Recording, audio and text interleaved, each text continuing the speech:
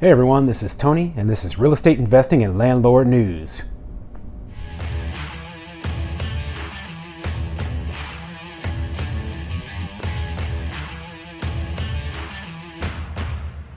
So the article I have for you today is called Unpaid Landlords Say They Can't Pay Their Bills or Get New Tenants.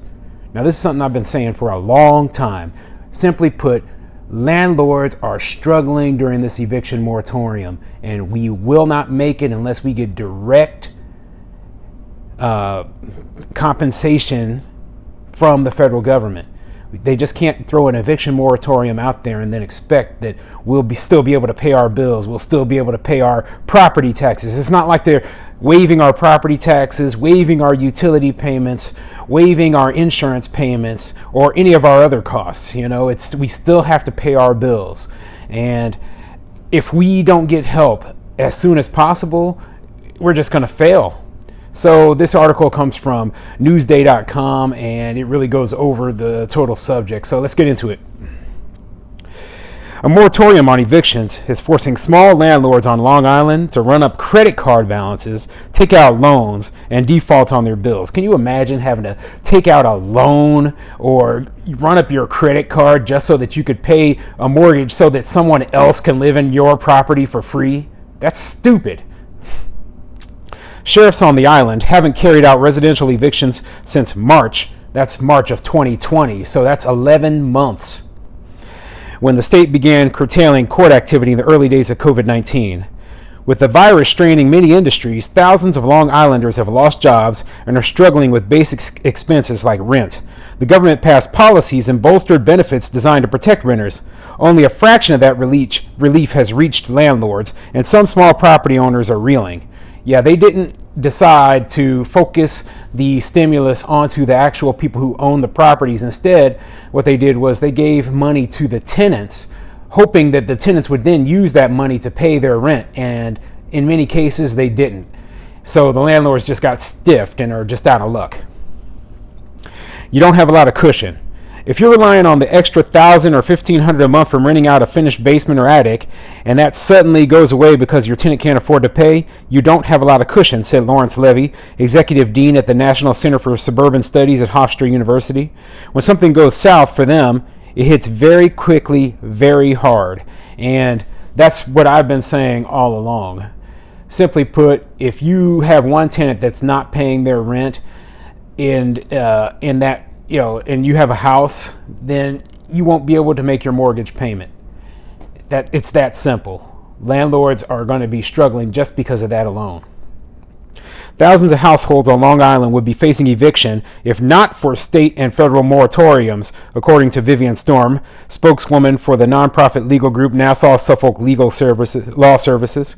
See, my problem is that I don't actually believe that all these people would be facing eviction, that all of a sudden there would be this huge, perfect storm of evictions. I just don't think that's possible. Instead, people would move in, to places where they could afford, or they would work harder to get jobs so that they could pay their rent or whatever.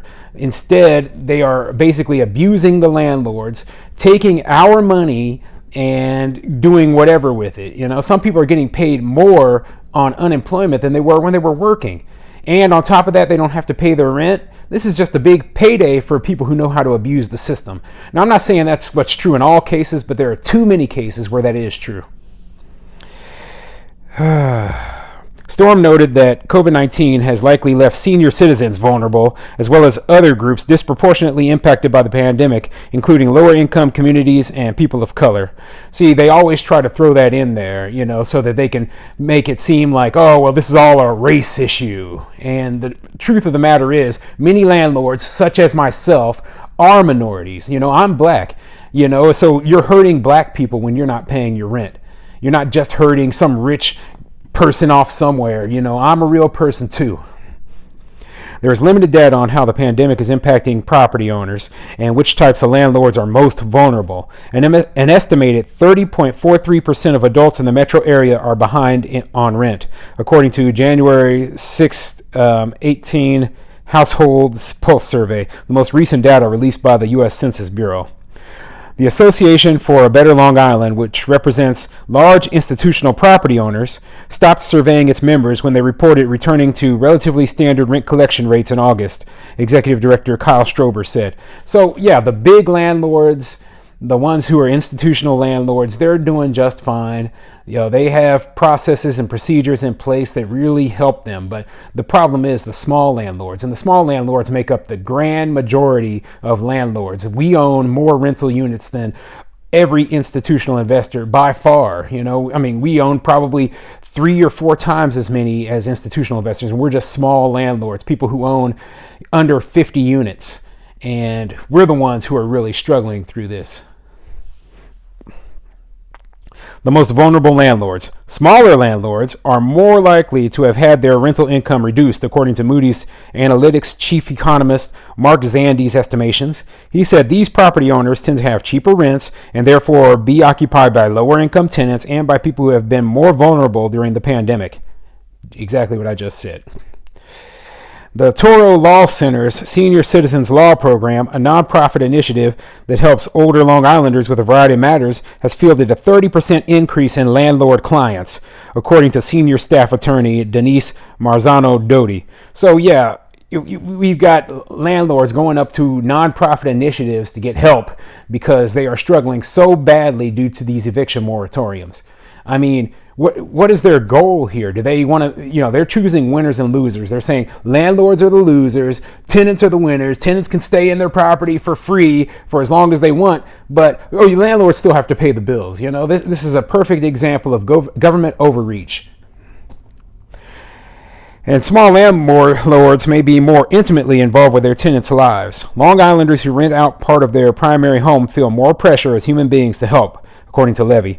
There's no layer of lawyers and agents to insulate the owners from making tough decisions to try to push out somebody out onto the street, he said. This becomes intensely personal. Eviction restrictions. When a landlord decides eviction is unavoidable, their options are limited. The state prohibits removal of tenants who have experienced a financial hardship or who would face heightened health risks when relocating until at least May 1st. And believe me, they are going to extend it far beyond May 1st. I'm not doubting it one bit. And the U.S. Centers for Disease Control issued an order shielding lower and middle income renters through March. And that will be extended as well. I mean, it's already February, and this pandemic is nowhere near over. So I don't doubt for 1 second these eviction moratoriums are going to continue. And, heaven help us landlords. Under the state measure, owners can file eviction cases if tenants receive a hardship form and don't return it, according to Bradley Schnurr, a Jericho-based attorney who handles landlord-tenant cases. If the document is submitted to the landlord or a court, it will be assumed to be true unless proved false, according to Schnurr. Once cases are accepted, they are moving slowly through housing courts, which are operating under COVID-19 safety measures, lawyers said. So even if you are, you do have a valid reason for eviction, the tenant didn't fill out that form or anything, right? It's going super slow through these housing courts because they probably have a ton of people who are teleworking and they don't even have the courts working at full capacity right now. So by the time you get that tenant out of there, you're going to be in financial ruin. You could be bankrupt. The state has extended COVID-19 hardship protections to small landlords. The safeguards allow those who own 10 or fewer dwelling units to delay foreclosure and tax lien sales. So I own 12 units, so I automatically disqualify. Fortunately, I don't own in New York, so I own in Missouri and Nebraska. So I don't have to deal with any of this, but I imagine even a small building owner or a person who owns a few duplexes or fourplexes, you're not even considered part of this. You're considered a big, rich landlord at that point, when it's further from the truth than I can even state. But owners will still be responsible for unpaid bills, which leaves landlords like Syed Hassan, 43, of Centerreach in limbo. And see, that's the problem. You can't be foreclosed upon, but you're still being charged for insurance. You're still being charged for maintenance and repairs. You're still being charged for utilities. No, you still own your property, but you have this massive amount of debt. and massive amount of bills that you still have to pay, regardless of whether your property is foreclosed on or not. And that's just not fair. Hardship protections. Hassan's inability to evict his only tenant may land him in housing court, he said. Hassan says he stopped receiving rent from the tenant in Ridgetown House in May. So that's over 6 months, right? Without that $2,000 a month. So let's add this up, right? If you go May through December, what is that? 7 months right there. So, and then January and February, that's 9 months. So 9 months times $2,000 a month. This guy, he's out 18 grand in rent. Meanwhile, the state is still, or the local municipality, the state is still sending him property tax bills. He's still having to pay for the insurance that's on the property. He may have to pay utilities, any repairs that happen to the property in those 9 months. I mean, it's completely ridiculous. I had a furnace go out in one of my houses recently. It cost me $2,600 to replace. Imagine if I wasn't getting any rent on that house. I mean, really, this is how bad this is. People don't understand that we have relatively thin profit margins on what we make off of each property, and I still have to pay a mortgage. Most landlords have to pay mortgages on the properties that they own. Oh man, this is just so frustrating reading articles like this. It says, without that $2,000 a month, Hassan, who works in human resources, struggled to cover the townhouse's roughly $1,400 in monthly expenses, as well as the $1,850 monthly rent and bills on his own apartment in Center Reach. Yeah, so he still has to pay $1,400 a month in expenses, regardless. So he's at this point he's over 10 grand out. Oh my goodness, I feel for this guy, I really do. His lease with the tenant, a nurse with children, expired at the end of July, according to Hassan. So he filed a lawsuit in August seeking a money judgment for the $8,350 she owed and an eviction warrant, the court petition shows. So he has a tenant who is a nurse. Now, I don't know about you, but nurses are working right now. Nurses are not out of work due to this pandemic. She is obviously abusing this system, abusing the eviction moratorium in order to get free rent. And that's just not right. I know she's still working. I don't know that, but it's very, very likely that she's still working. So what is this other than just a cash grab? Her stealing. That's right, she's stealing from this guy. They keep extending the court date. You know what? Said Hassan, who used a loan and credit card to pay his landlord $11,500. I ran out of money. I have no money. His tenant could not be reached for comment. And so you know what I would do in this case, right?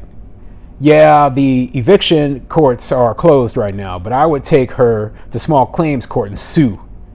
Okay? And get a judgment. And basically, I would sick a credit company after her to start either garnishing her wages, attacking her bank accounts. These debt collection services are no joke. If the small claims courts are open and you're still able to sue, then do it. Okay? Oh man, this is kind of a long article, and basically everything I want to say has already been covered, but the truth of the matter is that we are people too, and we deserve just as much protection during this whole pandemic as anyone else. We're working. Most of us work full-time jobs. I work as a law enforcement officer for the federal government. I still have a full-time job that I have to be at every single day. And it's just not right to think that you can come in and get free rent. If you can't afford a place, I don't want to have to evict any of my tenants. I would prefer that they just left of their own free will. Just said, hey, I can't afford your place. Here's your keys back. I left it in good condition. I have to move on to a place either that I can't afford or move in with family or whatever. And that would be a fair deal. Or if the government insists upon giving stimulus, they provide that stimulus directly to the landlords. They are doing that here in Nebraska. Our government in Nebraska has set up payments to go directly to landlords, bypassing the tenants, to help make us whole. But, there's limitations to what those stimulus payments can do, and they can only do so much. So if you like stories like this, go ahead and hit the like and subscribe button, or send me any of your questions to Tony at NorthOmahaInvestments.com, and I'll bring more to you like this.